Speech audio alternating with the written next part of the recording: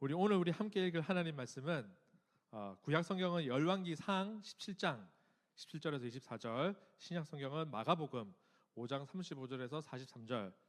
자, 우리 구약 성경부터 한번 같이 저와 여러분 번갈아 가면서 읽도록 하겠습니다. 자, 번갈아 가면서 이 일 후에 그 집 주인 되는 여인의 아들이 병들어 증세가 심히 위중하다가 숨이 끊어진지라. 여인이 엘리야에게 이르되 하나님의 사람이여 당신이 나와 더불어 무슨 상관이 있기로 내 죄를 생각나게 하고 또 내 아들을 죽게 하려고 내게 오셨나이까. 엘리야가 그에게 그의 아들을 달라 하여 그를 그 여인의 품에서 받아 안고 자기가 거처하는 다락에 올라가서 자기 침상에 누이고 여호와께서 부르짖어 이르되 내 하나님 여호와여 주께서 또 내가 우거하는 집 과부에게 재앙을 내리사 그 아들이 죽게 하셨나이까 하고 그 아이 위에 몸을 3번 펴서 엎드리고 여호와께 부르짖어 이르되 내 하나님 여호와여 원하건대 이 아이의 혼으로 그의 몸에 돌아오게 하옵소서 하니 여호와께서 엘리야의 소리를 들으심으로 그 아이의 혼이 몸으로 돌아오고 살아난지라. 엘리야가 그 아이를 안고 다락에서 방으로 내려가서 그의 어머니에게 주며 이르되 보라 내 아들이 살아나느니라. 여인이 엘리야에게 이르되 내가 이제야 당신은 하나님의 사람이시요 당신의 입에 있는 여호와의 말씀이 진실한 줄 아노라 하니라. 아멘. 우리 또 이어서 신약성경 마가복음 5장 35절부터 저와 여러분 또 교독하시겠습니다. 아직 예수께서 말씀하실 때에 회당장의 집에서 사람들이 와서 회당장에게 이르되 당신의 딸이 죽었나이다. 어찌하여 선생을 더 괴롭게 하나이까? 예수께서 그 들으시고 회장당에 이르시되 두려워하지 말고 믿기만 하라 하시고 베드로와 야고보와 야고보의 형제 요한 외에 아무도 따라옴을 허락하지 아니하시고 회당장의 집에 함께 가사 떠드는 것과 한숨이 울며 심히 통곡함을 보시고 들어가서 그들에게 이르시되 너희가 어찌하여 떠들며 우느냐? 이 아이가 죽은 것이 아니라 잔다 하시니 그들이 비웃더라. 예수께서 그 후에 아이의 치와 자기와 함께 한 자를 데리시고 아이 있는 곳으로 들어가사 그 아이의 손을 잡고 이르시되 달리다굼 하시니 번역하면 곧 내가 내게 말하노니 소녀야 일어나라 하심이라. 소녀가 곧 일어나 걸으니 나이가 12살이라 사람들이 곧 크게 놀라거늘 같이 읽겠습니다. 예수께서 이 일을 아무도 알지 못하게 하라고 그들을 많이 경계하시고 이에 소녀에게 먹을 것을 주라 하시니라. 아멘. 이것은 하나님 말씀입니다. 오늘은 소녀야 일어나라, 소녀야 일어나라 라는 제목으로 하나님 말씀 나누도록 하겠습니다. 우리가 지금 지난주에 이어서 오늘도 마가복음 본문, 하지만 원래는 마태복음을 보고 있었죠. 마태복음에 있었던 그 이야기들이 쭉 진행이 되면서 병행 본문인데 이 본문이 자세히 나와 있기 때문에 읽고 있습니다. 그런데 마태복음의 순서에 따르면 자, 오늘 읽은 이 본문 이전에 지난 주일에는 뭐였죠? 누구를 어떻게 했습니까? 6일 동안에 모든 기억이 리셋되는 너무 좋습니다, 여러분. 그죠? 좋아요. 무슨 여인? 근데 찬영 왜 거기 가서 앉아있어요? 여기 안 앉고. 어색하잖아요. 좋습니다. 혈루증 걸린 여인. 혈루증 걸린 여인이 몇 년 동안 고생했다고요? 12년 동안 고생한 이 여인을 예수님께서 치유해 주셨습니다. 그 전에는 마가복음에 따르면 누구를 치유해 주셨어요? 이방 지역에 있던 거라사에 있던 광인을 치유해 주셨죠. 그죠? 귀신 들렸던 사람. 그러니까 그 전주에는 전에는 예수님께서 이방 지역에 있는 살아있는 사람이지만 죽은 자들 가운데 무덤 사이에서 거주하는 살아있으나 전혀 살아있지 않은 귀신 들린 자를 치유해 주셨고, 두 번째는 살아있지만 사회적으로 완전히 어떤 기능을 하지 못하는 죽은 것이나 마찬가지인 여인을 치유해 주시고 고쳐 주셨고, 자, 오늘은 이제 물리적으로 죽은 어떤 여인을 고쳐 주시는 이야기가 나왔습니다. 자, 그런데 여러분 이 구약에 지금 엘리야라는 선지자인데요. 엘리야라는 선지자 이야기가 나오는데 지금 읽어봤더니 엘리야가 어떤 일을 행했습니까? 죽은 아이를 살렸죠. 그죠? 여러분 혹시 성경에 이 내용이 있는 거 알고 계셨어요? 몰랐던 분 또 있겠죠? 근데 여러분은 이 죽은 사람이 살아났다라는 이야기가 성경에 있으면 어떤 느낌이 드세요? 신기하다. 또 죽음을 이기신 하나님, 신학적이고 또 근데 여러분 믿을 수 있어요? 믿어져요? 사람이 죽었다 살아났대. 믿어집니까, 여러분? 아니요? 누가 안 믿어져? 안 믿어지는 사람도 있고 믿어지는 사람도 있고 이게 어디서 차이가 나냐면 모태신앙, 소위 모태신앙. 그래서 아주 어렸을 때부터 주일학교에서부터 그래서 어린아이들은 저도 이제 저희 아이들과 얘기를 해보면은 아이들은 정말 이거를 말해주면 그대로 잘 믿어요. 그래서 눈에 보이지 않는 일들을 믿는 능력이 있습니다. 어린아이들에게는. 그래서 지금 아이들도 아직까지도 산타클로스의 존재를 믿어요.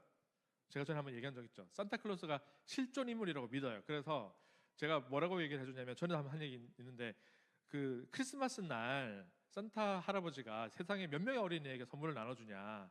그럼 몇 초에 하나씩 선물을 쏴줘야 되는데 돌아다니면서 이렇게 총처럼 팍팍 쏜다 집에. 그러면은 거실에 돌아다니면 맞을 수도 있으니까 위험하다. 들어가서 자야 된다. 이렇게 얘기하면은 진짜로 믿어요. 그런 줄 알고. 그런 줄 알고 잔단 말이에요. 근데 헐크는 안 믿어. 헐크는 없대요. 세상에. 근데 산타클로스는 있대. 어쨌든 어린아이들은 믿습니다. 저도 어릴 때부터 사람이 죽었다 살아났다. 그럴 수 있지. 라는 믿음을 어릴 때부터 가져서 저는 사실 진짜 오래되도록 이걸 의심을 해본 적이 사실은 없습니다. 이런 일들에 대해서. 그죠? 여러분 어때요? 의심해봤어요? 안 해본 사람 반. 그 다음에 청년 때 어떤 이후로 혹은 중고등학생들 이후로 예수님을 처음 알게 되고 믿게 되고 성경을 처음 접해본 분들은 이거는 좀 믿기가 어려운 이야기가 아닌가 라고 생각하지 않나요? 그죠? 그런 생각 안 하세요? 할 수 있을 것 같아요. 저는 그렇게 해보지 않았지만 그래서 사실은 성경에 이런 이야기가 있으면 신앙인들을 이렇게 좀 포섭하는데 뭐 전도를 하는데 도움이 될까요? 좀 마이너스일까요? 그러니까 아주 냉철하고 이성적인 사람한테 성경 이야기를 막 해준단 말이야. 그러면서 하나님은 천지를 창조하셨고 막 이렇게 얘기를 한단 말이야. 그러면서 어떤 게 제일 안 믿어질까요? 홍해라는 바다가 있는데 그걸 하나님이 가르시고 이스라엘 백성이 구해줬어. 이거 자고 일어났더니 사막에서 사는데 광야에 살고 있는데 만나가 막 내려오고 메추라기 떼가 날라왔어. 이거랑 그 다음에 엘리야라는 선지자가 있는데 그 집에 갔더니 기근이 들었는데 기근이 들어서 어떤 지방에 갔더니 과부와 어린아이가 사는 집이 있더란 말이에요. 갔더니 배가 고파가지고 거기 먹을 거 있으면 좀 주세요 이랬더니 지금 밀가루가 한 움큼 남았어요. 기름 요만큼 하고 이걸로 빵 한번 만들어 먹고 우리 굶어 죽을라 그래요. 어머니와 아들이. 그런 비참한 상황에 있는데 엘리야가 가서 그러면 그거 나한테 하나 주세요. 그리고 남은 거 드세요. 이렇게 얘기를 했어. 그랬더니 이 사람이 그 엘리야 선지자한테 가서 만들어줘 빵을. 이상하지, 그죠? 근데 그랬더니 그러고 나서 밀가루가 단지에서 떨어지지 않는 거예요. 계속 솟아나 밀가루가. 기름이 떨어지지 않아. 그러니까 요술병이죠. 요술 항아리가 만들어진 거야. 요술 항아리 이야기예요. 믿을 수 있어요? 그러니까 우리가 전래동화에서 그런 거 있잖아요. 여러분 소금이 바닷물이 왜 짠지 아세요? 맷돌이잖아. 맷돌 때문에. 그죠? 알아요? 저는 그 이야기가 지금 읽어주거든요. 아이들한테. 너무 재밌어요. 근데 아이들은 그걸 진짜로 믿거든. 바다에 지금 어딘가 저 맷돌이 말하기만 하면 나오는 맷돌이 있다고 믿는단 말이에요. 모르는 사람 위해서 얘기하자면 어떤 사람이 이제 어쩌다가 그 요술 맷돌을 얻게 된 거야. 맷돌 말만 하고 돌리면은 거기서 튀어나오는 거예요. 그래가지고 소금 이랬더니 소금이 막 나오는 거야. 그랬더니 그걸 배가 아파가지고 그 맷돌을 옆에 있는 사람이 훔쳐다가 배를 타고 나가서는 소금을 만들려고 이렇게 했더니 맷돌에서 소금이 막 나오는 거야. 근데 이 사람이 멈출 줄을 몰랐던 거야. 그래가지고 소금이 계속 나와서 이게 배는 뒤집어지고 그 사람은 바다에 빠지고 맷돌도 지금 바다에 깔아앉아서 소금이 나와가지고 지금 바다가 짜다. 뭐 이런 얘기 있거든요. 어린아이들은 그런 거 믿죠. 그죠? 어쨌든 이거 소금 그 비슷하잖아요. 그런 이야기란 말이야. 믿어져요? 근데 그 다음 이야기가 오늘 읽은 이 얘기예요. 그 다음 이야기가 엘리야가 이렇게 왔는데 이 집에 빵 해서 그 기근이 막 3년 반 동안 가뭄이 든 지역이거든요. 그랬더니 갔더니 빵 그 밀가루하고 기름이 떨어지지 않아서 그 과부와 아들과 엘리야가 그 집에서 한참 동안 살은 거야. 살고 있는데 갑자기 어느 날 이 아들이 시름시름 앓다가 죽어버린 거야. 옛날에는 이런 일들이 많이 있었습니다. 사실 우리나라에서도 한 4, 50년 전만 해도 어린아이들도 그냥 시름시름 앓다가 열 나가지고 열병 걸려서 그냥 죽기도 하고 뭐 독감 걸려서 죽고 이런 게 많았어요. 무슨 병인지도 모르고 그냥 아이가 약했나 보다 이렇게 하고 그냥 지나가는 거예요. 그런 일들이 많이 있었어요. 그 선지자가 와 있는데 이렇게 아이가 갑자기 죽어버리니까 어머니가 당신이 지금 나한테 무슨 이제 막 원망하는 거죠. 기적적으로 자기 생명을 살려는데도 불구하고 와가지고 그랬더니 엘리야도 여러분 선지자가 성질이 막 좋진 않습니다. 막 승질을 내는 거예요. 하나님한테 불평을 하는 말이 오늘 다 쓰였어요. 그래가지고 하나님 여호와여 주께서 내가 우거하는 집 과부에게 재앙을 내리사 그 아들이 죽게 하셨나이까. 좀 전에 말로 했지만 따지는 말입니다. 주님 이러실 수가 있습니까? 따지면서 그래서 아들을 데리고 올라갔대 자기 방에. 그리고 기도를 한 거야. 그랬더니 살아났어. 자 여러분 이거 이상한 이야기, 온통 이상한 이야기예요. 엘리야는 자기가 기도하면 이 아들이 살아날 거라고 생각했을까? 그렇죠. 그것도 알 수가 없죠. 근데 어쨌든 그렇게 했어. 그랬더니 살아났어 아들이. 그죠? 그러니까 이런 이야기들을 멀쩡한 정신을 가진 사람한테 설명을 해주면은 믿기가 힘들다는 얘기예요. 예수님 이야기도 마찬가지입니다. 예수님이 병은 솔직히 진짜 많이 양보해서 육체에 있는 어떤 병은 치유될 수도 있다 이렇게 할 수 있을 것 같아요. 그러니까 뭐 무서운 암이라든가 어떤 무서운 질병들도 뭐 옛날에 이제 막 그 기도하고 뭐 어떻게 자연치유법으로 치유가 되었다 하는 보고들이 있기 때문에 육체의 질병은 많이 양보해서 뭐 예수님이 치유할 수도 있겠다 생각하는데 죽은 사람을 살린 거 어린아이 이야기 이 이야기가 그래서 보면은 그냥 죽었는데 예수님이 살리셨다라고 쓰면은 안 믿으니까 장치가 있어요. 이 이야기 속에 뭐냐면은 여기서 그 떠드는 것과 사람들이 울면서 통곡하는 거 이런 이야기가 나오는데 이게 뭐냐면 장례 절차가 시작되었다라는 뜻이에요. 장례 절차가 시작되었다. 이 팔레스타인은 사막이고 더운 지방이라서 사람이 죽으면 당일날 바로 장사를 치른대요. 당일날 거의 바로 매장. 우리는처럼 3일장이 아닌 거야. 그러니까 장례 절차가 시작된 채로 예수님이 오셨다. 그러니까 죽은 걸 인정하는 거죠. 그죠? 애가 기절했다가 예수님이 살린 게 아니고 죽은 것을 살리셨다라는 하기 위해서 이런 얘기를 쓴 거야. 이해가 됩니까? 자, 다시. 여러분 죽은 사람을 살린 이야기가 믿을 수 있어요? 아니, 어렵죠. 믿기가 힘든 이야기잖아.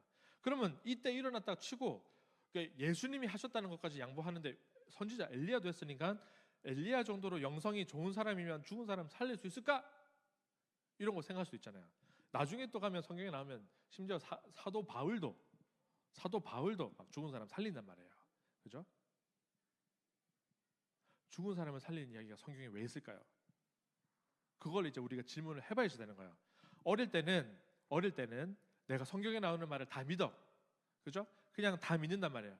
천지창조하셨고 홍해를 가르셨고 다 믿고 하나님은 기적을 행하실 수 있는 분이구나. 그러니까 하나님이 진짜 신이지. 이런 차원이 어린아이들의 믿음이라면 그죠? 청소년들의 믿음에서 이제 청년의 믿음으로 나아가서 우리의 신앙이 점점 더 자라나야 되겠더라. 왜 하나님이 이 죽은 아이를 살리시는 이야기를 평범한 사람들이라면 믿기 힘든 이야기를 써놨을까? 이 얘기인 거죠. 실인가 봐요. 실이. 그죠? 실이. 물 좀 혹시 누구 좀 갖다 주세요. 이 이야기가 왜 들어있냐면 저는 이렇게 생각합니다. 공통점이 하나 있어요. 죽은 사람을 살리신 이야기가 공통점이 있는데 어떤 공통점이 있을까요? 자, 제가 아마 사순절 기간 동안에 그 누가복음에 나오는 나인성 과부의 아들 살린 이야기 했을 거예요. 그죠? 기억나시죠? 그 다음에 오늘 이 야이로의 회당장 야이로의 딸 이야기가 나오고 엘리야가 살린 과부의 아들 이야기가 나오고 또 있어요. 또 예수님이 누구 살리셨는지 아세요? 요한복음에 나오는 사람이 있습니다. 요한복음에 이름 세 글자 나사로, 그죠? 나사로. 이 사람들의 공통점이 있어요. 뭘까요? 아, 죽었다. 죽은 사람이라는 공통점이 있습니다. 또 공통점이 있어요. 다시 살아났다. 네, 좋아요. 그들의 공통점은 뭐냐면 청년이라는 말이야. 청년 혹은 청년이 되기 직전의 나이인 소년과 소녀의 나이 때인 거예요. 그러니까 사실은 성경에서도 이제 부모님들 혹은 할아버지들은 돌아가시면 그분들을 되살리진 않습니다. 성경에서는. 그런데 누구는 살리냐면 청년은 살리는 거예요. 자, 그럼 그 다음에 또 질문. 과부가 남편이 없단 말이잖아요. 아들 하나밖에 없어요. 그 아들을 잃었어. 갑자기 죽어버린 거예요. 그럼 이 과부에게 이 온 세상은 어떻게 될까요? 세상이 무너지겠잖아요. 그죠? 자, 오늘 우리가 읽었던 그 과부 말씀에서 과부가 엘리야를 비난하고 엘리야에게 욕하는 것은 지극히 당연한 일이에요. 그죠? 야이로가 자기 사랑하는 그 12살 된 딸을 살리기 위해서 예수님께 다급히 찾아가서 모든 체면을 무시하고 예수님 앞에 꿇어 엎드리고 예수님 제발 도와주세요 라고 하면서 자기 딸을 살리는 거, 그러면서 그 딸이 결국 죽었어요. 그러면 온 세상이 무너지겠죠. 자녀를 잃은 부모의 심정은 사실 우리는 이해를 전혀 못하겠지만 그 일은 온 세상에서 정말 누구라도 받아들이기 힘든 충격적인 일이고 가슴 아픈 일이고, 그죠? 그래서 하나님께 그런 질문을 제기할 수 있는 질문인 거예요. 하나님, 당신 살아 계십니까? 하나님, 나 사랑하는 거 맞아요? 하나님, 이 아들 보내신 거 맞아요? 그런데 왜 데려가셨어요? 이런 질문을 충분히 하게 만드는 그 사건이 일어났더라는 거예요. 그죠? 그런 사건들이 우리 세계에도 일어나잖아요. 저는 제가 왜 지금 이렇게 목사가 되었냐, 그 처음 하지 않기로 결정하고 나서 다시 하기로 마음먹었던 그 사건이 된 게 세월호 침몰이었거든요. 너무 충격을 받았어요. 청년들, 어린아이들이 지금 여러분 비슷한 세대잖아요. 몇 나이대가 있죠. 그 나이대가 그 사건이 일어나서 너무너무 충격을 받았어요. 그리고 다시 한번 충격을 받은 게 이태원 참사 사건입니다. 청년들의 죽음은 온 사회가 애도해야 하는, 온 나라가 애도해야 하는 그런 죽음인 거예요. 청년의 죽음은 용납할 수가 없는 겁니다. 하나님은 이 세상을 만드시고 사람에게 한 사이클, 한 삶을 충분히 살 수 있도록 우리에게 삶을 주시고 생명 주시고 우리가 인생을 살아갈 수 있도록 허락하셨거든요.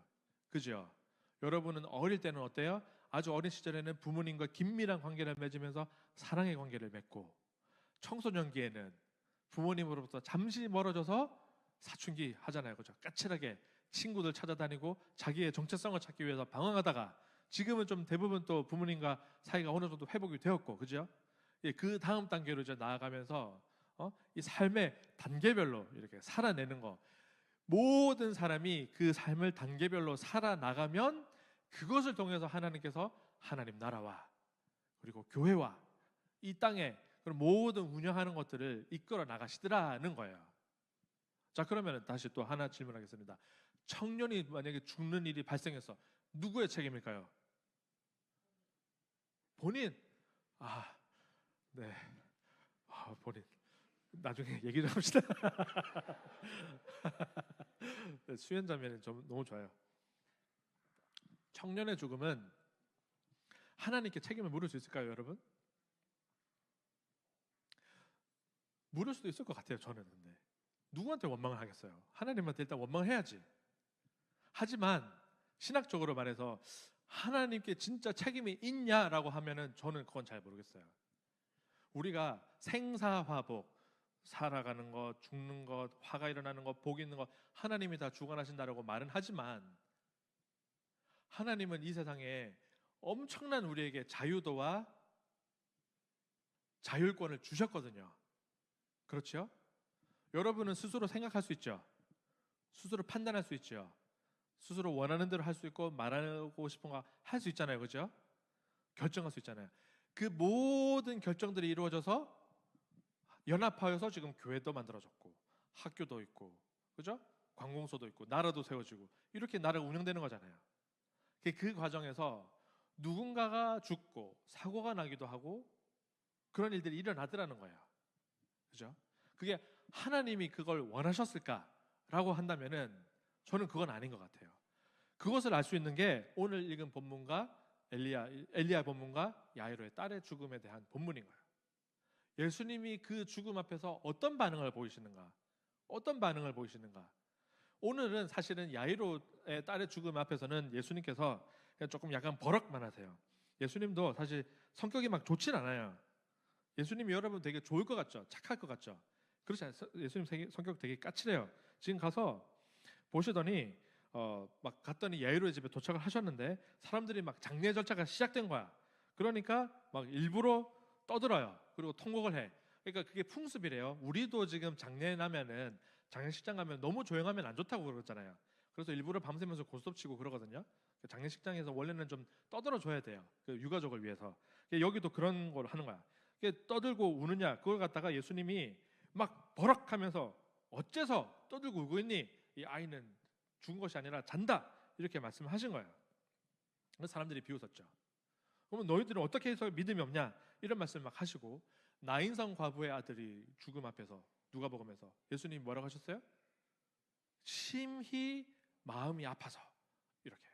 나사로의 죽음 요한복음에 나오는 나중에 보면 예수님이 성경에서 눈물 흘린 장면이 몇 군데 나오는데 그 중에 하나가 나사로의 죽음 앞에서요. 하나님은 그리고 예수님은 어떤 분이시냐면 청년의 죽음 앞에서 눈물을 흘리세요. 청년은 죽으면 안 되는 거야. 그 삶을 살아나가야 되는 거예요. 그래서 자 지금 그 세 가지 죽음에 대해서 지금 나오고 있는데 마지막 죽음인데 이 야이로의 딸은 12년 동안 사랑받으면서 자라난 딸은 그런 거 있죠. 여러분 뭐 혹시 진짜 신앙 좋은 분들이 이런 분들이 간혹가다 이런 분들이 있어요. 누가 엄청난 사고를 당하거나 힘든 일을 당했어. 혹은 또 여러분이 나중에 좀 커가지고 뭐 진짜 친구 중에서 아는 지인 중에서 자녀가 진짜 뭐 사고가 났다거나 혹은 자녀를 잃은 분이 있을 수도 있어요. 그런데 거기 가가지고 하나님의 뜻이야. 하나님이 좋은 데로 데려가시려고 그러신 거야. 하나님이 당신 하나님 의지하라고 기도하라고 이런 일 주셨어. 이렇게 위로하면 될까요? 안 됩니다. 여러분 절대로 안 돼요. 그런 거 하나님의 뜻입니다라고 말하면 안 돼요. 아시겠죠? 제가 분명히 얘기합니다. 그거 하나님의 뜻이 아니거든요. 그 사람한테 가서는 진실로 그 아픔에 공감하면서 예수님도 공감하셨단 말이에요. 예? 예수님이 나사렛 무덤 앞에 가셔가지고 내가 권능 보여줄게. 나 할 수 있거든. 왜 믿음이 없어? 왜 울어? 이렇게 하신 게 아니라 같이 슬퍼하셨거든요. 그죠? 우리는 어떤 충격적인 이런 사건들 앞에 특히 청년의 죽음 앞에서는 같이 눈물 흘리고 같이 공감하는 게 이게 필요하더라는 거예요. 그래서 예수님이 가셔가지고 이렇게 말씀하셨어요. 다른 사람들을 다 내보내시고 3명의 제자와 그 부모만 데리고 들어가셔서 이 아이에게 딱 한마디만 하십니다. 달리다 굼. 이게 아람어인데 달리다 굼. 달리다 하면은 소녀여 굼 쿰 일어나라. 소녀야 일어나라 이렇게 말씀하시는 거야. 자, 이 말씀은 진짜로 사람이 죽었어. 죽은 사람한테 물리적으로는 이 사람은 신체가 다 기능이 정지되었으니까 소리가 들려요, 안 들려요? 안 들린단 말이야. 안 들리지만 그 사람한테 말하는 거야. 소녀야 일어나라. 이랬더니 진짜로 죽은 사람이 일어났어. 그 이야기는 예수님은 믿기 힘든 기적을 행하는 분이야. 그러니까 우리는 하나님을 믿어야 돼. 이것이 아니라 온 역사와 온 세계와 민족과 열방 가운데서 예수님께서 청년들에 한해서는 적어도 청년들에 한해서는 죽은 것 같은 삶을 살고 있는 자들에게 똑같이 말씀하신다는 거예요. 지금 여러분에게도 똑같이 말씀하세요. 소녀야 일어나라. 소년아 일어나라. 소년아, 소녀야 일어나라. 청년아 일어나라. 이렇게 말씀하시는 거예요. 왜냐하면 여러분은 지금 그렇게 누워 있으면 안 되거든요. 중풍병자 걸려있던 그 어린 청년 아이 마찬가지입니다. 그죠? 그 다음에 바울이 살렸던 사람 누군지 아세요? 청년인데 바울이 설교를 길게 했어요. 밤에. 그랬더니 2층 창틀에서 졸다가 떨어진 거야. 여러분 조심하세요. 여기 졸다가 네. 푹 자라니까 괜찮습니다. 푹 자도 돼요. 그 청년은 하나님 말씀 듣다가 졸다가 떨어진 청년에 대해서는 놔둘 수가 없는 거예요. 살리시는 거예요. 그래서 예수님께서 하시는 말씀이 이런 거예요. 첫 번째, 믿어라. 믿는다는 것은, 그죠? 여기서 지금 우리의 믿음이 좋다 나쁘다는 그 결론은 어떻게 되냐면, 죽은 사람을 살리셨다는 걸 내가 믿어. 진짜로 믿어. 그러니까 나는 믿음이 좋아. 이 차원이 아니라 예수님께서는 하나님께서는 온 세상의 주인이시고 모든 청년들 한 사람 한 사람을 사랑하시고 돌보셔서 여러분의 삶이 지체되어 있고, 때로는 여러분이 남들보다 느리다고 생각할 때가 있죠. 나는 왜 지금 이것밖에 안 되지? 나는 왜 돈을 지금까지 이것밖에 못 맞지? 나는 왜 직급이 이것밖에 안 되지? 내가 나이가 몇인데 지금 대학교 아직 졸업도 못했지? 뭐 이런 거 생각될 때가 있죠. 늦었다고 생각될 때, 내가 뒤처진다고 생각할 때, 그럴 때 내가 지금 도저히 뭔가 할 수 있는 가망성이 없다. 내가 지금 뭘 아무리 노력해도 나는 불가능하다. 집은 못 사겠다 절대로. 내가 진짜 차는 BMW는 못 사겠다. BMW 안 사도 되겠죠. 안 사도 되겠지만 내가 진짜 좌절하고 낙심하고 포기해서 내가 그냥 이대로 그냥 현상묘지 간신히 나 하나 건사하는 정도로 살아가야겠다라고 낙심해 있는 모든 청년들에게 예수님 하시는 말씀이, 내가 지금 야이로의 딸을 살렸고 나인성 과부의 딸을 살렸고 나사로를 살렸어요. 그 사람들을 살려서 다 뭐 했어요? 부모에게 돌려주는 거예요. 부모에게 돌려줘서 원래 살아야 할 삶을 살게 해주셨다는 거예요. 그 예수님이 다시 살리신 핵심은 그겁니다. 물리적으로 몸에서 살아났으니까 기적이 일어났다가 아니라 원래 이 아이가, 이 청년이 있어야 할 자리에서 살아야 할 삶을 사게 해주더라는 거예요. 그러니까 우리 청년들에게도 마찬가지입니다. 사랑하는 청년 여러분, 하나님께서 사랑하시는 자녀인 청년 여러분, 여러분에게 예수님이 맨날 계속해서 말씀하세요. 일어나라. 그리고 너의 삶을 살아나가라. 그래서 그것만 해가지고는 이제 못 믿을 수 있으니까 예수님께서 직접 부활을 보여주시는 거예요. 그래서 우리 기독교 신앙의 사실은 핵심이 부활인데, 핵심이 부활이거든요. 그래서 죽은 사람을 살리신 이야기가 성경에 여러 군데 나오는 이야기는 기적이야, 대단해, 이게 아니라 우리 신앙의 핵심이 부활이기 때문입니다.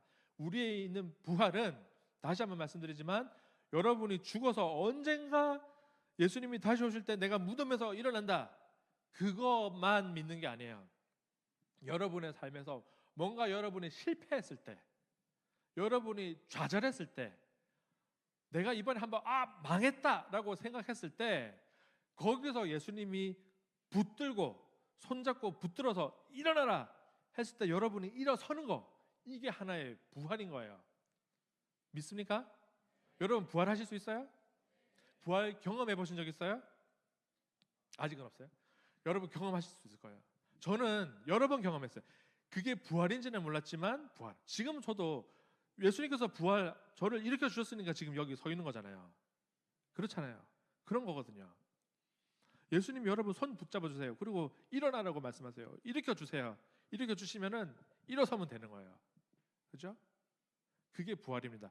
부활이라는 말은 다시 살아났다, 이게 아니라 일으킴을 받았다라는 뜻이거든요. 일으킴을 받았다. 여러분이 누워 있으면 예수님이 잡고 일으키 주시는 것. 그래서 예수님은 죄와 사망의 권세, 이 세상은 우리가 아담과 하와의 범죄를 통해서 죄가 들어와 있잖아요. 이 세상에 죄가 들어와서 악이 도사리고 있단 말이에요. 이 세상에 악이 있어요. 악한 사람들이 있고 악한 존재들이 있어. 우리는 그들과 선한 싸움을 싸우고 나아가는데, 때로는 우리가 이 세상에서 너무 들려오는 많은 메시지와 좀 우리를 힘들게 하는 것들, 어떤 사회 분위기를 통해서 낙심할 때가 있고 쓰러질 때가 있고, 그죠? 좌절을 경험할 수가 있어요. 여러분이 진짜 하고 싶은 거 있는데 지원했는데 떨어질 수도 있죠. 그죠? 떨어질 수도 있고, 취업에 실패할 수도 있고, 뭐 시험에도 안 될 수도 있고, 그런 일들이 일어날 수 있어요.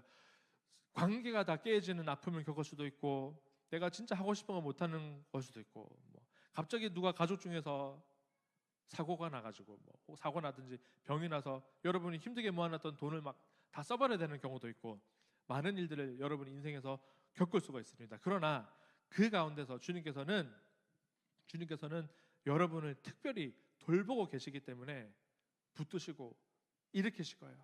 이 세계는 사실은 모든 세대가 청년들을 압박하고 누릅니다. 청년들을 못 사게 구는 거는 전 인류의 통틀어서 똑같아요. 원래 기득권은 청년들을 압박하고 누르고 힘들게 만들게 되어 있습니다. 그러나 여러분은 누구 편이라고요? 누가 여러분 편이라고요? 예수님이 여러분 편입니다. 예수님 여러분 편이에요. 손잡으십니다. 손잡고 일어나라. 소녀야 일어나라. 그래서 제가 지금 드리는 말씀이 여러분에게 진짜로 좀 힘이 되었으면 좋겠어요. 여러분이 진짜 좀 일어났으면 좋겠습니다. 우리가 예배를 준비하다가 아까 같이 기도했어요. 누군가가 터닝 포인트가 되게 해달라고. 오늘 우리 예배가 터닝 포인트가 되었으면 좋겠습니다. 여러분 가운데서 혹시라도 한두 분이라도 누군가라도 내가 지금까지 삶에서 불만족스러웠고 좌절한 게 있었고 내가 많은 것들을 포기하고 살았던 것들이 있다면, 포기하지 마시고, 그죠? 내가 뭐라고는 말씀 안 드리겠습니다. 포기했던 것들이 있다면 포기하지 마시기 바랍니다. 포기했던 거 있어요? 포기하지 마세요. 계속 꿈꾸시고 도전하시고 추구하시고, 여러분은 삶을 살아나가야 돼요.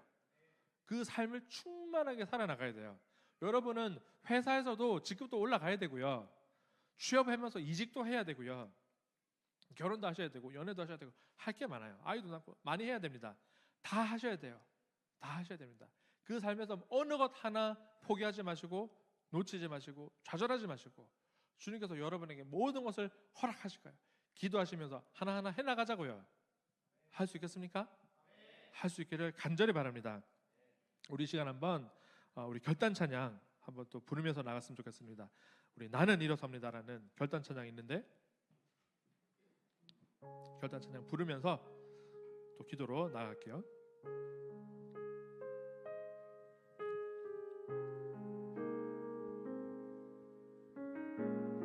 어둠 속에 아무것도 보이지 않아도 같이 찬양하면서 나가시겠습니다. 아무것도 보이지 않아도 주님의 약속을 잊을 때 주님이 우리를 붙드시기에 우리가 이 삶을 버텨낼 수 있습니다.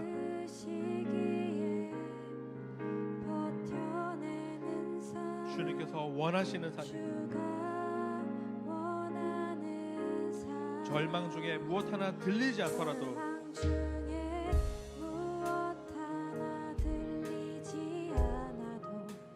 예수의 능력이 힘이러 가도 주의 자녀이기에 예배하는 삶, 주가 원하는 삶. 나는 일어섭니다. 더 이상 내 삶에 아픔이 아프게 두지 않겠습니다. 나는 예배합니다. 내게 약속하신 그 자리로 다시 한번 나아갑니다.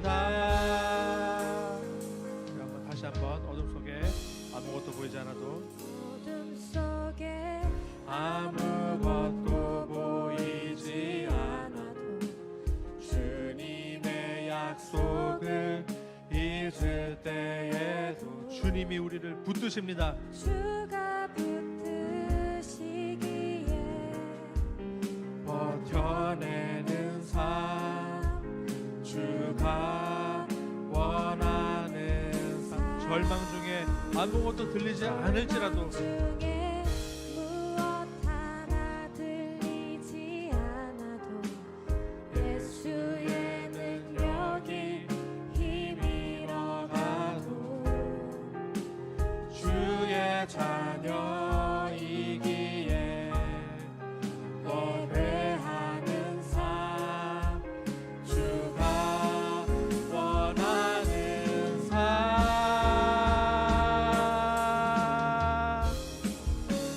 나는 일어섭니다. 나는 일어섭니다. 더 이상 내 삶에 아픔이 아프게 두지 않겠습니다. 나는 예배합니다. 내게 약속하신 그 자리로 다시 한번 나는 일어섭니다.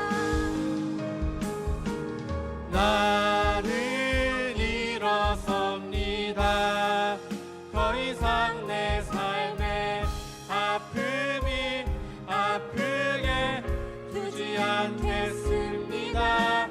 나는 예배합니다. 내게 약속하신 그 자리로 다시 한 번 더 나는 일어섭니다. 나는 일어섭니다. 더 이상 내 삶에 아픔이 아프게 두지 않겠습니다. 나는 예배합니다. 내게 약속하신 그 자리로 다시 한번 나아갑니다. 우리 예수님은 청년들의 죽음을 그냥 지나치지를 못하시는 분이십니다. 청년들은 청년의 삶을 살아내야 하기 때문입니다. 여러분이 보내시는 그 시간, 그 삶은 주님께서 주신 삶이고 주님께서 명령하신 삶입니다. 주님 말씀하십니다. 일어나라 소녀야, 일어나라 소년아, 일어나라 청년아. 이제 우리에게는 죄와 사망의 권세가 더 이상 효력을 발휘할 수 없고 그 어떤 어려움도 여러분 앞을 가로막더라도 결국 주님께서 건지시고 여러분을 부활시키실 것입니다. 왜냐하면 예수님께서 승리하셨기 때문입니다. 이제는 아픔이, 낙심이, 절망이 여러분에게 힘을 발휘하도록 내버려 두지 말고 힘있게 일어나길 바랍니다. 주님 이 시간 한번 결단하면서 기도하겠습니다. 아버지 하나님, 내가 일어나겠습니다. 내가 주님 앞에 강한 삶 살겠습니다. 내가 한 주 동안 처져 있지 않겠습니다. 내가 세상에게 낙심하고 절망하지 않겠습니다. 주님 나에게 힘 주시옵소서. 주여 한번 부르짖고 합심해서 기도하시겠습니다. 주여! 오 아버지 하나님, 간절히 기도하는 것은 주님 우리 청년들을 붙들어 주시옵시고 청년들의 기도를 들어주시고 그들의 울부짖음과 주님의 부르짖음을 들어주시옵소서. 아버지 하나님, 그들의 삶을 아픈 가운데 내버려두지 말아주시옵소서. 아버지 하나님, 우리 청년들이 일어나게 해주십시오. 일어나게 해주십시오. 그 삶의 그 모든 아픈 가운데서 건져주시옵소서. 부활하신 주님의 부활의 소망을 가지고 살아나게 해주시옵소서. 오 아버지 하나님, 우리 청년들을 붙들어 주시옵소서.